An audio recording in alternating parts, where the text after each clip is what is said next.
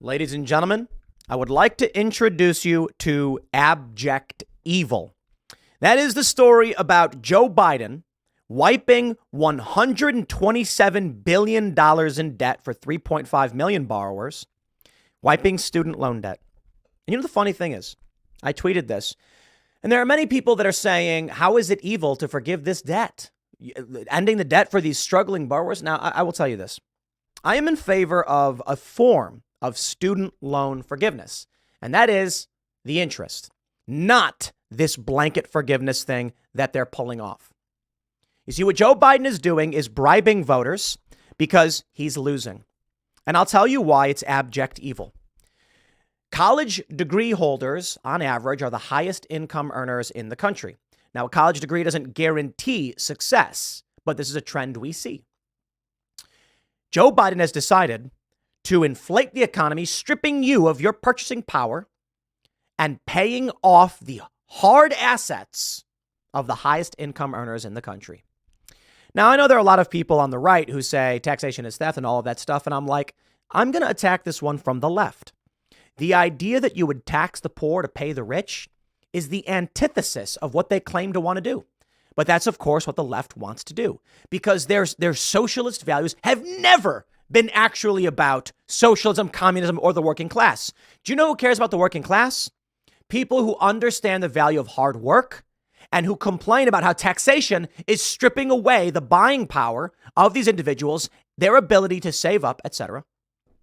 So let's just say this. The simple way to explain it is that Joe Biden has taken out of your pocket to fund the highest income earners in the country.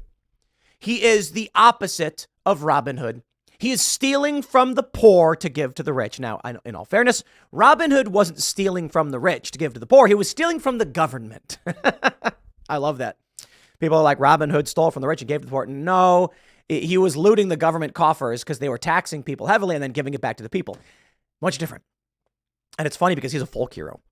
But I saw this story and I just saw outright, Biden is so desperate to try and win votes, he's bribing the public. Ladies and gentlemen, I give you a beautiful quote from Alexis de Tocqueville. Is it Tocqueville or Tocqueville? The American Republic will endure until the day Congress discovers that it can bribe the public with the public's money. Well, it wasn't just the end of days as soon as that happened. But once this began, once it started, it was a downward spiral, all downhill from here. And now it has escalated and escalated over and over and over again. Every day, more money being taken out of your pocket. Now, in reality, they're not quite literally taking the money out of your pocket. Taxation only serves to control inflation. They just print money as they see fit. They create debt upon demand. So Joe Biden says, we're just going to erase this debt. This means, so people might be saying, but if they erase the debt, it's to the government. Who cares? What does that mean? It means when these people were given this money for free and they spent it inflating the economy, which it does, weakening your purchasing power, and then they were told they don't have to pay it back, you will never get that buying power back. They took it from you, and these people benefited with a hard lifelong asset in their degree. Now, I don't think degrees have that much value, but certainly it is still value. And more importantly, anybody who knows anybody who's gone to college, and you know a lot of people who do, I'll tell you about my college age years. The people that I knew who were going to college, I did not. I did like a semester at a community college with like 4 credits or something like that. And then I was able to then put on all my applications, some college. You see why I did it. But the people I knew who got, it was a couple $100 to do too. The people I knew who were getting loans, they go to the bars on Friday and Saturday night. They're like, who cares? I can spend a couple $100. You know, the loan money is so I can live. I knew one guy who lost thousands in a scam because he gave his student loan money away to a con artist. Crazy story. But I knew these people, and many of you do too. Not all of them. Some people, were very responsible with their student loan money.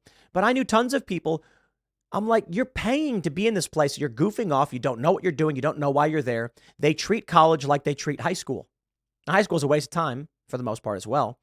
But it's like, do you realize you're paying for this?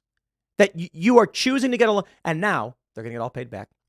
The desperation of Joe Biden. There's a lot of news going on. Donald Trump is expanding his lead we got to be careful how we say this. Biden is losing support from the Black and Hispanic community. Okay, Trump's nowhere near leading, but that's an important distinction. Let's get back to this story and talk about the abject evil of Joe Biden. Joe Biden told 813,000 more Americans that he has wiped their student loan debt on Tuesday, meaning the president has forgiven a total of $127 billion for 3.5 million borrowers. The former students will soon receive an email from Biden notifying them that their debt has been forgiven, despite the fact that his plan to cancel $400 billion in debt was rejected by the Supreme Court. He's evil. The email, making it clear that help has come from Biden. Congratulations, your student loan debt has been forgiven because of actions my administration took to make sure you receive the relief you earned and deserve. I throw up in my mouth at this thought. The people I knew who were partying and not working, who contributed nothing, who made the beer. I mean, a lot of people don't understand inflation. They don't understand what this means, that they basically pumped this money into the economy. It means this, very simply, that a 20-something-year-old being indoctrinated at university in crackpot communist ideas went to the store and was given free labor. Someone worked to make that beer. It was given to them. Someone worked to build these dorms. It was given to them. Someone worked to make these textbooks. Someone worked to make this food. It's not just about what they spent at schools. It's that student loans are used for other things. Paying rent if they're not in dorm housing, student housing. It's used for transportation. The person driving that train, their labor given to this person for free. These people did nothing to give value to society, but we are all forced to give our backbreaking labor to them. I imagine these dudes I used to work with back at the airport in O'Hare, making $13 an hour, working 80 hours a week to put their kids through school. Their kids didn't get the loans. They were this man desperately trying to pay their way. And the hard work of this man, and every day he works his hands to the bone, is given for free to these people. That's crazy. It's blood money. It is knowing that there are people out there struggling who can't afford healthcare, who can't afford food, the cost of milk, bread, and eggs through the roof, and it's because these people got it for free. Thanks, Joe Biden. The email making it clear the help came from Biden. Biden's headstrong push for relief program coincides with a looming 2024 election and a desire to get young voters on board. A White House spokesperson said Tuesday, the president is committed to fighting for hardworking American families, making sure we get them a little more breathing room and allowing them to support themselves and their families. Yeah, cancel the debt. At the beginning of October, Biden canceled another $9 billion in student loan debt, giving relief to 125,000 borrowers. The move came as borrowers prepare for payments to restart after a 3-year pause that began during the COVID-19 pandemic. Americans who are saddled with unsustainable debt in exchange for a college degree has become the norm, Biden said in remarks to the White House. He argued canceling student loan debt is good for the economy as borrowers will spend their repayment money on other items. True facts. True. But it already stripped you of your buying power, and it is just morally wrong to do. Here's what you do. I say no more interest. At this point, we say interest, you got to go. You can't just forgive debt. We've got to reform the university industry. We've got to stop the student loan system. They won't do it. They got indoctrination factories. They'll never let it happen. These universities are going to lobby as hard as they can. They're going to keep indoctrinating people and insulting white people all day and night. And Biden is funding it all for free. Well, it's your money that they're stealing. It's beyond just the economy. It is that these universities indoctrinate young people in insane, psychotic, Nazi and fascist-like ideologies, fascistic, and they make you pay for it. The destruction of your own nation. This kind of relief is life-changing for individuals and their families, but it's good for our economy as a whole as well. By freeing millions of Americans from their crushing burden of student debt, it means they can go on and get their lives in order. They can think about buying a house. They can start a business. They can be starting a family that matters. This matters to their daily lives, the president said, and I don't disagree. One thing we need to do is we need to fix this failure to launch, but I don't believe this is the path. I believe it's evil. Now, I was asked, what about taxing the rich for the poor, Tim? What about that? Would that be what I forgot the word they used, but would that be noble? Would it be a good thing? I don't know about a good thing, but there is a big difference between taxing the wealthy and taxing the poor. Just a hardworking family trying to feed their kids, and the sheriff shows up and says, give me a portion of your income. And they say, but we can barely afford the food as it is. I don't care. They take their money. They then go and give it to a wealthy noble and say, here you go, here's your cut. That's evil. That's what the sheriff of Nottingham was doing. Going to the king. And so Robin Hood said, we'll do the opposite. We're going to give them their money back. He wasn't actually stealing anything from anybody. He was giving their money back. Now imagine this. Someone is worth millions of dollars. Listen, I got to be honest. Getting heavily taxed is a detriment to me, my business. There are some insane tax laws out there. And if you saw the tax bill for me, you would shriek. I should be screaming. But I'll tell you this. I'm sorry, my friends. You may be a staunch libertarian, anarcho-capitalist, whatever, and you say all taxation is bad. But I got to be honest. As much as I don't agree with how they do taxation in the United States, that they take a disproportionate amount of my income, which of course comes from my customers and my supporters, and they use it for war and things like this, I'm not going to die. My kids aren't going to go hungry. My figurative, hypothetical kids. I'm not going to, I'm okay. Right? So this is my point. Is it wrong to tax people? Yes. There are certain things where I think taxation is actually fine. But it's got to be through the consent of the governed. And there are problems involved with it. So there is a moral line when it comes to taxation that borders on evil. But if someone came to me and said, we're going to take 80% of your wealth, I'd be like, okay, well, that's really, really bad. That sucks. I think that's evil. But I'm still going to be well fed.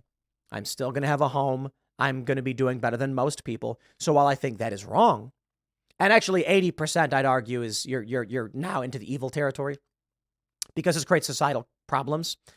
The point is, taking money from someone who's struggling to eat and feed their family and it leaves them destitute, yeah, evil. You're killing them and you're harming their family. That's what I see here.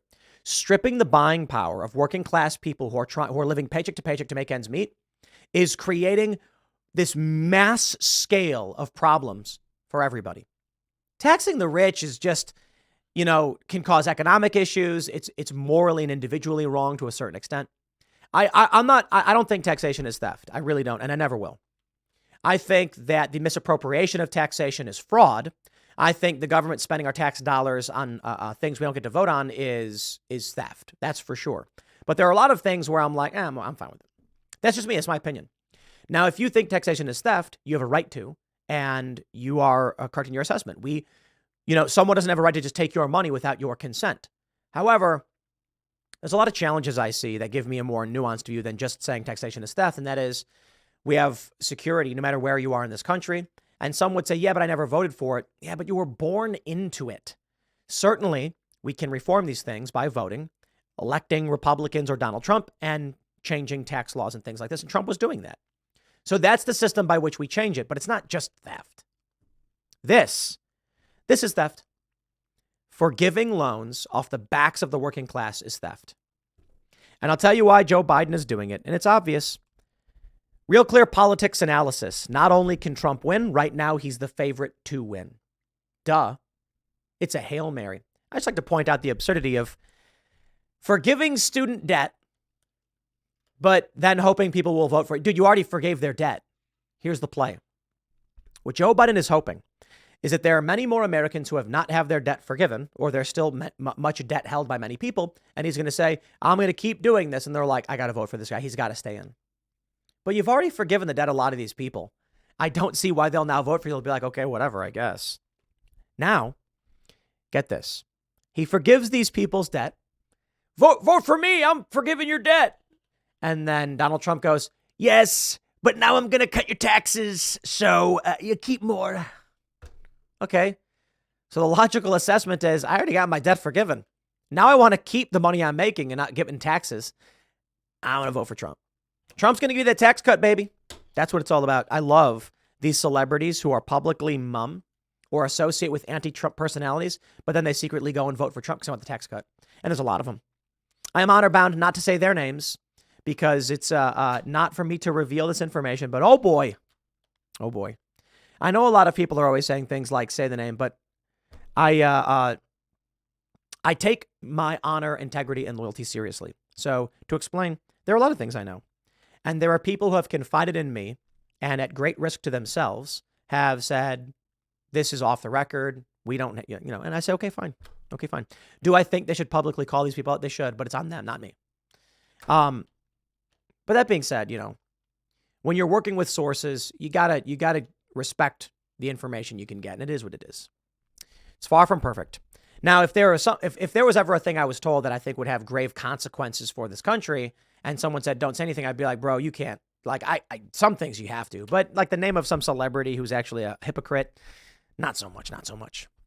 Real Clear Politics says, there's a strange disjunction in the discourse around the 2024 elections. On the one hand, when presented with the proposition Trump can win, people will nod their heads sagely and say something along the lines of course he can, only a fool would believe to the contrary. At the same time, whenever polling emerges showing that Donald Trump is performing well in 2024 matchups, a deluge of panicked articles, tweets, social media posts, and the like emerge, reassuring readers that polls aren't predictive and providing a variety of reasons that things will improve for Biden, blah, blah, blah. We get it. Not only is Trump winning, he's now in the aggregate, up by 2.6 points. He's leading among young voters. But a lot can change. And I think that's an important thing to understand. Right now, the current number is 2.2 lead for Donald Trump. At the same time, in the 2020 cycle, 2019, Biden was up by 10. Clinton was up by 3.5. So we'll see. This doesn't mean anything as it pertains to the voting process. Who knows? Donald Trump may be in jail. He very well may be. I think it's hard to say it's unlikely. Everybody kept saying it wouldn't happen, and then it kept happening. They said they're not going to indict Trump, and they did. They're not going to impeach Trump, and they did. They're gonna lock the guy up. I don't know how that plays a role in the election. I really don't, because I think people are just getting angry at everything. I can't predict the future, and the next year is going to be absolutely wild, my friends. But with Donald Trump, according to Morning Consult, gaining ground among key voter segments, including Black, Hispanic, and young Americans, you have multiple polls showing this. I don't know what to tell you guys. Right now, they say share of Hispanic U.S. voters said they would vote for each of the following in the 2024.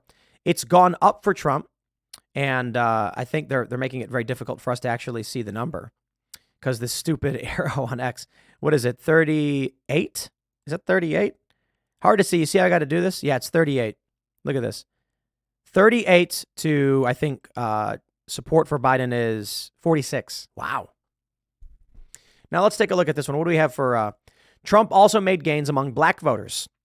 They're showing him at 20%, whereas Joe Biden is now at 64%. The saying goes, if a Republican can secure 20% or more of the Black vote, Democrats cannot win. We'll see. We will see. Trump has eroded Biden's advantage among the country's youngest voters. This poll doesn't show Trump winning, but it shows Trump at 40% among 18 to 34-year-olds and Biden at 42%. One thing that I think matters, Joe Biden is going to lose out because of Israel-Palestine. Those young voters are not going to vote for Trump based on Israel-Palestine. The pro-Palestine protesters are supporters, the pro-Hamas people, they're just going to ditch Joe Biden. Look, if a Biden voter flips for Trump, that's a two-point swing. Okay, it's a 2-vote swing. If Biden and Trump are at 50-50 and Biden goes down 1 vote and that person then votes for Trump, Trump's at 51, Biden's at 49, a 2-point swing. If Joe Biden loses a single voter, he goes from 50 to 49 and Trump stays at 50. It is still a massive advantage for Donald Trump that people are ditching Biden over his actions pertaining to Israel. And there's nothing it can do. The Democratic Party is split.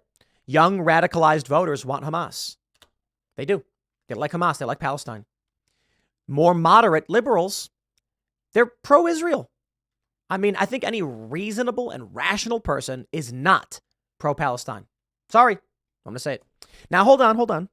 Let me clarify. I'm talking about the conflict as a whole. Certainly, you can be critical of Israel and be concerned about what Israel is doing. But what I mean when I say pro-Palestine is the Palestinian factions, Palestine supports Hamas, 53%, even in the West Bank. The Al-Qassam brigades are their military faction. You can absolutely say, I feel for the Israeli civilians and not be pro-Israel. You could absolutely say, I am worried about the Palestinian civilians and not be pro-Palestine in the context I am creating. I'm trying, in the way I'm trying to phrase it. There are certainly people who are pro-Palestine and want Israel to be wiped out. I don't believe that's a reasonable position because that just creates more war and conflict. There are people who are pro-Israel who do not want expansion of war and conflict. That's reasonable. And then there are the unreasonable, the absolutely unreasonable people who favor one side overtly in a war in the sense that one side wipes out the other. That's what I mean. So I perhaps a bit too, I guess the way I phrase it may be a bit too pointed. But what I mean is there are people who support Israel that don't want Israel to wipe out the Palestinian people. That's the reasonable position. There are people who support Palestine who don't want Palestinians to wipe out the Jewish or Israeli people. Okay, I say Jewish specifically because when these people say when many of these people say from the river to the sea, they're not referring to the the Arab Israelis. That's what I say. That's why I say Jewish. But this is the issue for Joe Biden. If he comes out and says Israel needs to defend itself and stop Hamas, he's going to lose a massive percentage of young people.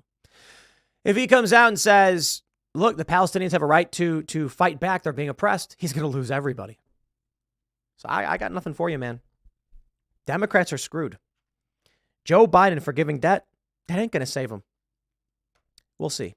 I'm going to leave this one there. Next segment's coming up at 4 p.m. on this channel. Thanks for hanging out, and I'll see you all then.